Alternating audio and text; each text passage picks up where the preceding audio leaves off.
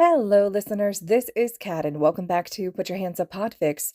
This will be the continuation of the Breaking Point series. This will be the 11th fic in that series entitled, She's Just a Little Girl. She remembered warm hands and voices like the wind. She didn't fully comprehend what all the touches and voices were saying, but she knew that they were safe and warm. That's all she knew about those two voices that surrounded her for what seemed like an eternity. Then she remembers burning and a scream, and then she was cold on the floor, where she ended up, swaddled in clothes that were much too big for her. Then the other warmth, the other voice of the wind, disappeared and left her with a coldness and voices that were like the rocks in the wind's gardens. She learned later that the warm touches and wind-like voices were that of her parents, that her curse had killed her daddy. Now she was with the man that had hurt the old man that had taken her in after her mommy had left her. That was 1 year ago. She was 2. Back when she was delivered to her grandfather's care, and he did the best for her as he could. He had a room set up for her that was painted pink with little flowers and a bed that had white sheets and comforters.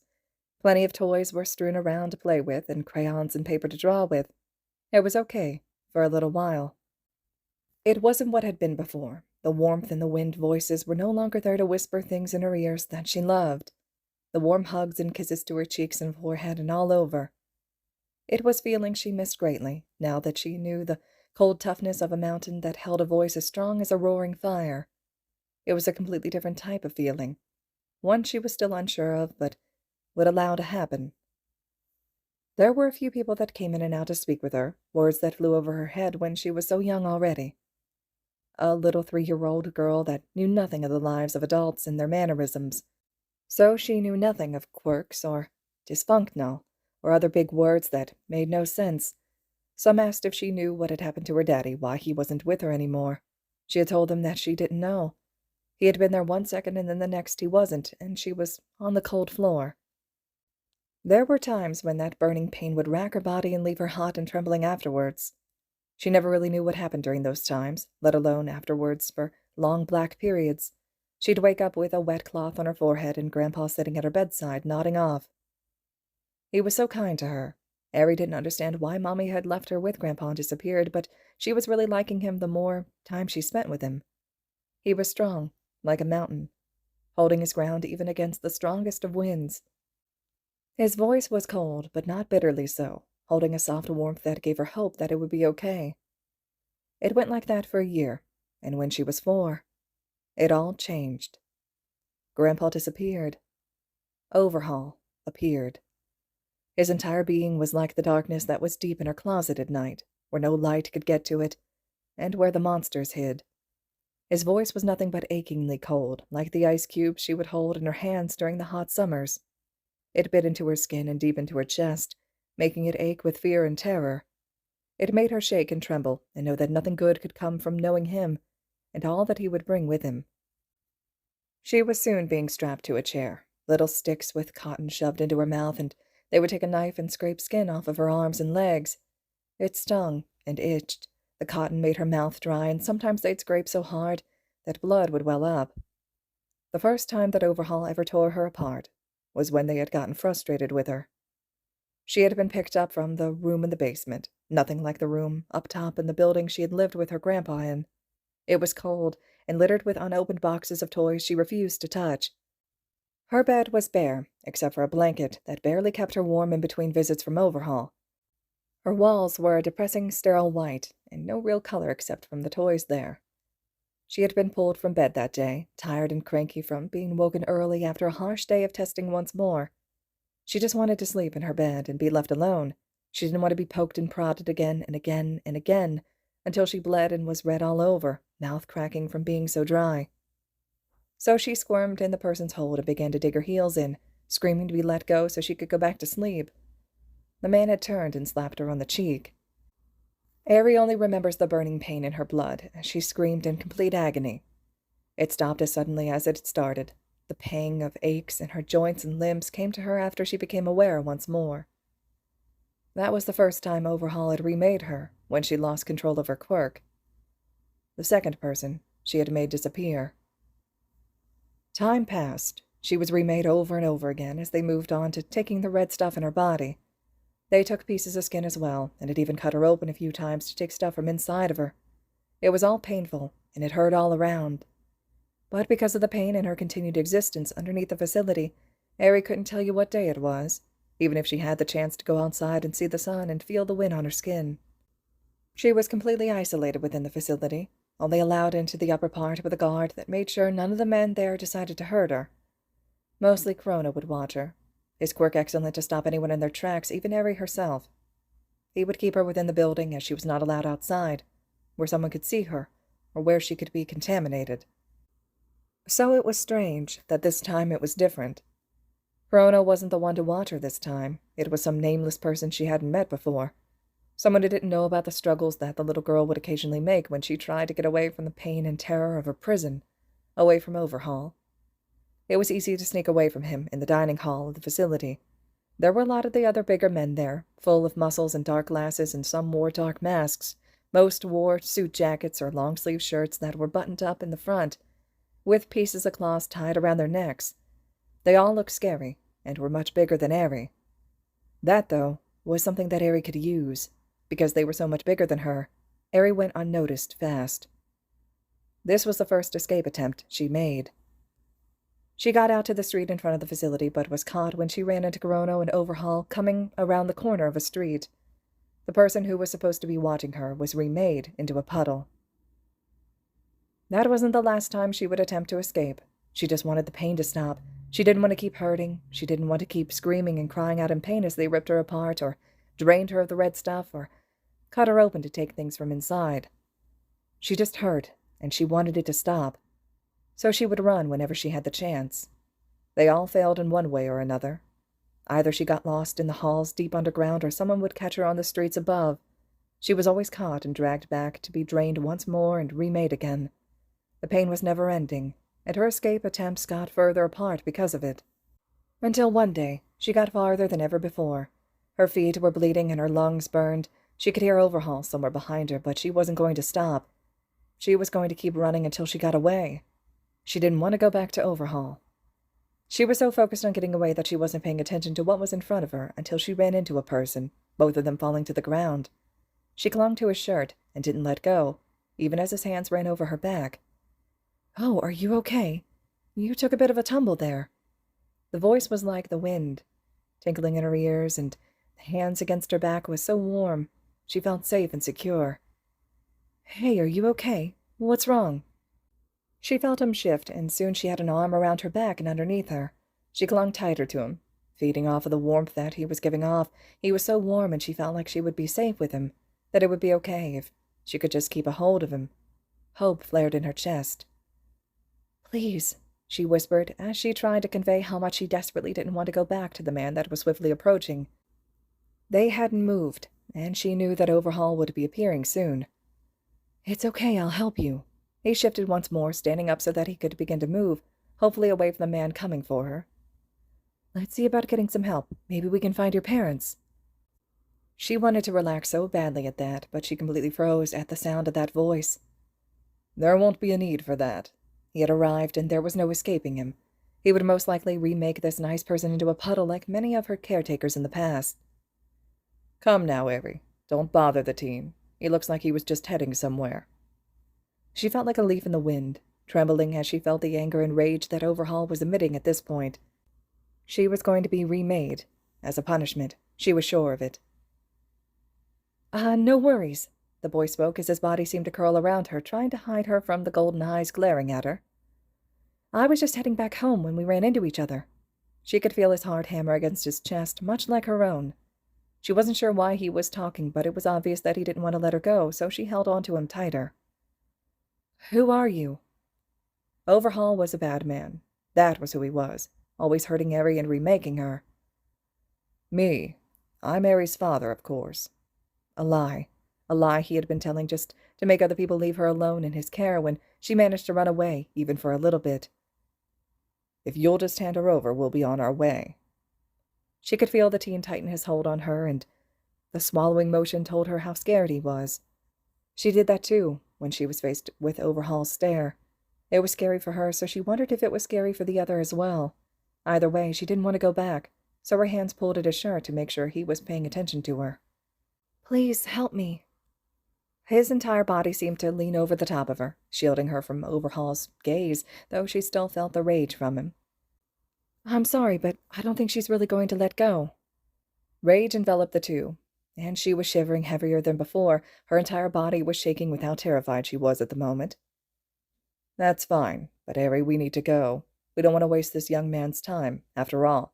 I'm sure he has more important things to worry about." The arm around her back shifted and tightened as the boy seemed to shrink on himself suddenly. No, I don't, not really. I don't really have anything going on, not like anyone would miss me." He sounded so sad suddenly, a lot like how Arie got when she was caught after an escape attempt. His body seemed to almost slump for a moment in that sadness. "Oh, and why's that?" The rage was suddenly gone, instead replaced with a tone more curious, that made her shake even more, as that was the tone that had led to her being sliced open and parts of her being pulled out. "Oh, because, I'm quirkless." The boy's entire body stiffened, as if realizing what he had just said, though Arie wasn't sure she understood. Why was that a bad thing? Was it a terrible secret he wasn't supposed to let people know? Much like Arie wasn't supposed to be spotted, and instead stay hidden. "If that's so, then maybe we can help each other. Come with me and we can talk about it." She looks up at the boy holding her, the warmth in his arms so comforting, but the terror that was Overhaul when he was curious was even more powerful. It made her entire body shake and her teeth clatter in the fear of that ever-blinding curiosity that led to her being cut open and drained on an almost daily basis. The boy must have felt that terror, or the danger, because he walked on shaking legs to follow Overhaul into the alley. All Arie remembers after that is feeling incredibly dizzy and lightheaded, a feeling of some type of lightness making her want to almost giggle if she knew how. "Oh, God," the boy slurred out as his steps began to stumble and he tripped, almost dropping Arie on multiple occasions as he continued to walk forward. "Why does this feel weird?" he questioned as he fell against the wall, sliding down it until he was on the ground with her in his lap. Arie knew why. She had felt like this once before, when she had gone on an escape attempt. It was one of the 8 men, Dataro, that Overhaul had brought in to stand with him. His quirk always made Arie feel weird when she got too close to him. "Knock them both out and return them to the main building. We'll need to run some tests on the boy and make sure he actually is quirkless before we do much else with him." Overhaul was speaking, but she couldn't understand him. Her head much too light, and the warmth of the boy was just lulling her into sleep. It was so nice to feel so safe for once. "Hey, isn't that a UA uniform?" Arie sat on her bed, holding her knees against her chest as she watched the door of her bedroom. It was a large metal door that had several bolts on the outside of it, along with a single keyhole that only a couple of people had the key for. She was waiting for Overhaul to return and remake her, turn her into a puddle and then put her back together again. It was going to be painful as always, but she felt that she could handle it. She had already been drained of the red stuff and remade, with a nice boy watching it all. Then he had been dragged away for some reason. As long as the boy from before was safe and returned to her, she would put up with the treatment as long as the boy hadn't been made into a puddle like so many of her caretakers from before. She really hoped that she could wrap herself up in those warm arms once more and be safe once again, even for a little bit. So she was surprised when her door was slammed open, and said boy was in her room, with Overhaul Corono right behind him.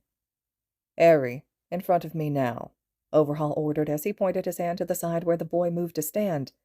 He was off to the side where her bathroom was located, and was shaking like Arie herself was. She didn't dare disobey, already knowing what was coming as she stepped in front of the older man, head bowed and hands clutching at her white dress. She was terrified for what was coming because she knew that it was going to be nothing but painful at this point. "You see here, Midoriya, a little girl that doesn't like to listen and fights against me all the time," Overhaul began as he turned his focus on the boy glaring at him. "I've allowed you to live, and you now belong to me just like her. So let me show you what happens when my things fight against me." Arie didn't even try to dodge the hand that landed on her head. The pain of being ripped apart into little pieces was something she would never be able to describe. It was painful to the point where she wouldn't be able to cry, just shake and tremble on the floor like the little mouse Overhaul called her. Now was no different. The pain was indescribable and left her voiceless afterwards. The same could not be said for the boy who was now at her side and pulling her to his chest, hugging her tightly.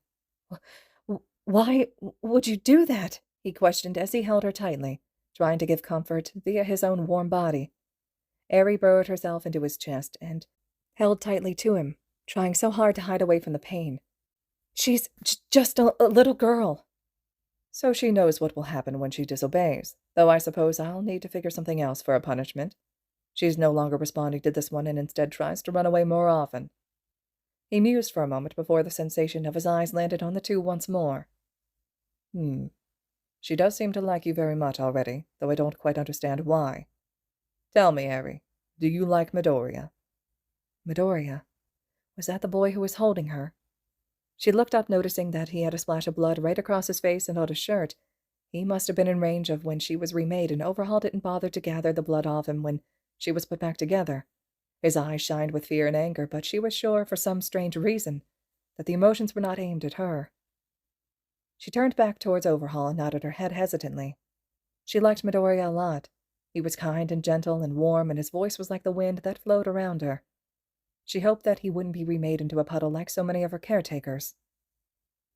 I see. Well then, let's see if this lesson will get it into your head not to go anywhere then, he stated as he walked forward, ripping her from Midoriya and instead placing his ungloved hand onto his head harshly. Arie screamed as she watched the boy's eyes turn into a splatter of blood against the floor, only his lower body left. No! Put him back! Put him back! She screamed as she flailed in Overhaul's grip, trying to get to the blood splatter. I'll be good. I promise I'll be good. Just put him back.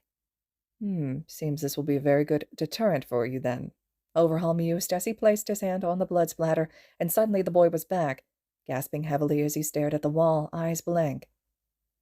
You'll be allowed 3 days to leave and gather items from your place of residence. Cut any and all ties with whoever you have left on the outside. Then you are to return here, Overhaul stated to the boy as he released Arie back to the floor and stared at the boy with glowing golden eyes. I am being generous with this time I am providing you. Do not waste it, and return as quickly as possible. Corono, take him and drop him off wherever he requires. He waved his hand at his right hand. Arie watched as the boy was dragged from the room, eyes blinking rapidly as he stared at Arie in horror and fear. She wasn't sure if it was for her or because of her. Now, Arie, we have an appointment. Let us be on our way. She could do nothing but follow him now that she knew he wasn't afraid to hurt others, to make her listen. Izuku stared at his teachers as he remembered what had happened and what he was going to have to do. Between the forced X-ray and then having overhaul him twice in one day, he was exhausted. But this wasn't even the last of the things he needed to do. His mom sat at his side with tears running down her face while Aizawa and Recovery Girl conversed. All Might had returned, not too long ago, with a grim expression before smiling at his successor in assurance. Well, he pretty much only had a day left to return to Overhaul, at least that's what it felt like. How long was I out? He questioned as he looked at his mom. Pretty much all night. I got here early in the morning. The sun wasn't even out yet, she explained as she looked over to where the sun was now peeking through the window, which meant he hadn't even been out for 24 hours yet. He had 2 days left, and then some. He needed to let them know what was going on and get his things together so that he could return to Arie. She needed him, and he wasn't about to leave her behind to suffer. She needed a hero, and Izuku was going to make sure she had one. So with that in mind, he waved to get his teacher's gaze on him and began to explain everything he could remember. Arie was so very tired. It had been a long couple of days. She was pulled into the room with all the tubes and needles and other things multiple times, and she hurt. She was finally getting somewhat of a break, as she was sure she was going to break soon. It helped that her curse had gotten out of hand again, so Overhaul had decided that it was time for her to rest. He didn't want her to continue to lose control like that, especially since it spoke of a limit she could quite grasp. So she was left alone in her room, hugging a blanket tightly around her to keep her warm and keep the chill away from her. Not that it really helped, since she was tired and weak, and her body just wasn't generating the heat like it should have. She was always like this after long sessions with the bad room, and after her curse causes problems. Overhaul let her know how much trouble she had caused, too, because of her curse. One of the doctors that had been working on her in the bad room had disappeared because of how close he was. Overhaul had to replace him now, and it would take time to find one that would work towards the goal he wanted without ratting him out. That meant more work for him and more work for Arie, too. She'd be back in the bad room in 2 days' time. That's what he had told her, and she couldn't run away since the green-haired boy Midoriya would be harmed if she did. All she could do was comply with what he wanted of her. There would be no more running away. The door creaked as it was opened, and she buried herself underneath her blanket, hiding away from whoever was there. She wasn't supposed to go to the bad room for a couple days, but that didn't mean Overhaul would keep to that. He'd said it before, and had pulled her in only hours later. She listened as stumbling footsteps entered her room, and the door was slammed shut. She didn't know what was going on. That had never happened before. Normally footsteps would occur, either leaving food or pulling her out of the room. Then the door would shut after whoever had left the room. She'd never had footsteps come in and then the door shut, locking behind whoever was in. It was a long few silent moments before the steps moved around the room. She wasn't sure what they were looking for, but it was making her tremble in her bed, awaiting the pain that would come. That's all there ever was. It wasn't until she shifted slightly, her legs going all tingly, that the footsteps stopped. Arie held her breath to try and stay hidden, but she knew it was too late. She'd been spotted. The footsteps moved towards her, and the bed, making the trembling much worse, her fear increasing as they got closer and closer to her. She held tight to the blanket as she felt the person sit on her bed. They sat like that for what seemed forever before she felt a tapping on the sheet. Just tapping, nothing more than that. It wasn't even anywhere near her, and it wasn't moving closer, nor was it getting harder. Just a light, gently tap against her blanket to get her attention. With that in mind, she slowly moved until she was at the top of her bed, where the edge of the blanket sat, waiting for her to reveal herself. The tapping was still happening, having not stopped or changed in pattern. Still just there. It gave her enough courage to poke her head out of the covers and look to see whoever was there. She gasped as she settled her eyes on bright green eyes and fluffy green hair. "Midori!" she squealed as she crawled over to the teen and onto his lap, where he wrapped her in his arms and pulled her close. "You're back!" He nodded his head in agreement, and he hugged her tightly, her little hands clutching at the long black t-shirt he wore. He had on white scrub pants and was barefoot, like Arie was. It was obviously things that Overhaul had given him for the time being. Then it settles on her heavily. "You're back," she whispers with tears in her eyes, and looks up at him with terror. That meant that Overhaul would hurt him, like he did her or her caretakers. If she didn't obey, then he would be hurt instead of her. He smiled sadly down at her and hugged her closer. She could feel all the warmth and safety in his hold and couldn't wait to hear his voice, which he hadn't said a word yet. She looked up at him and tilted her head. "Can't you speak?" That made his eyes sadder, and he shook his head, one hand moving up to cup his throat. "Is it hurt?" He shook his head and tried to say something, but nothing came out of his mouth. "It's okay. You can speak when you're ready." She snuggled back into his chest, wondering if he wasn't going to speak because he was scared, like she was scared to sleep sometimes. Either way, she was still happy but sad that he was back here. She really hoped that he wouldn't be hurt, especially if she behaved. If she behaved, then he'd be safe from being remade. She was sure of it. With that thought in mind, she made herself a promise. She would keep him safe from Overhaul by being the best-behaved girl ever. He wouldn't have a reason to punish Midoriya if she behaved and did as she was told. Yes, she would behave, so that he was safe from being remade.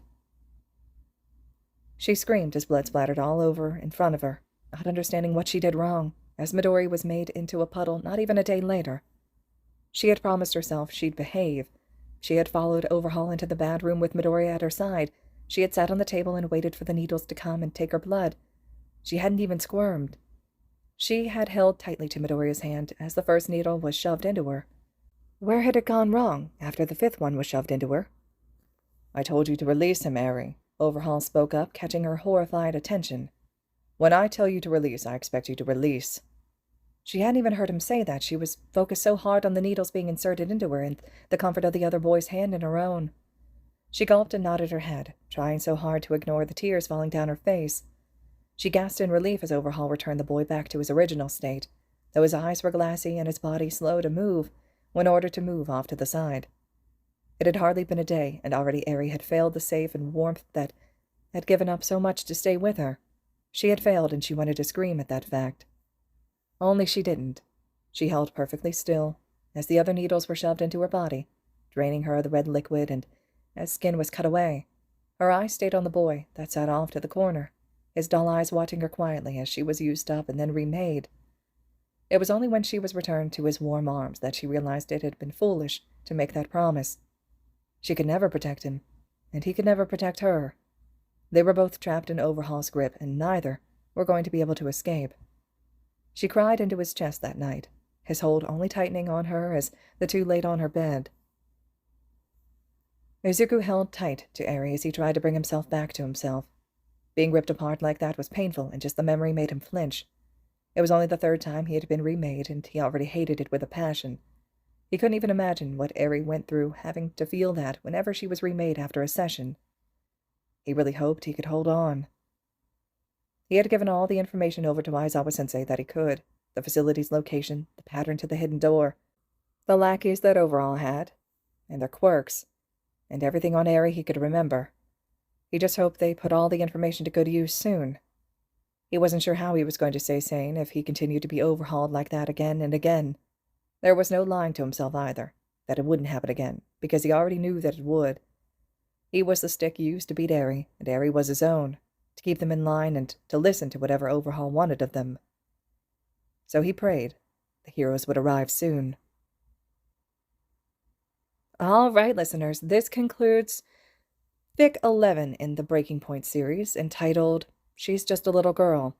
Fic 12 will be up next. I hope you all are still enjoying this series. There's a lot of focus on Arie in this chapter, of course, and the whole situation with Overhaul. I think the author does a really nice job describing it and putting something from Arie's perspective, which I don't see too often in a lot of fics. Let me know your thoughts and reactions to everything so far. And as always, thank you so much for listening.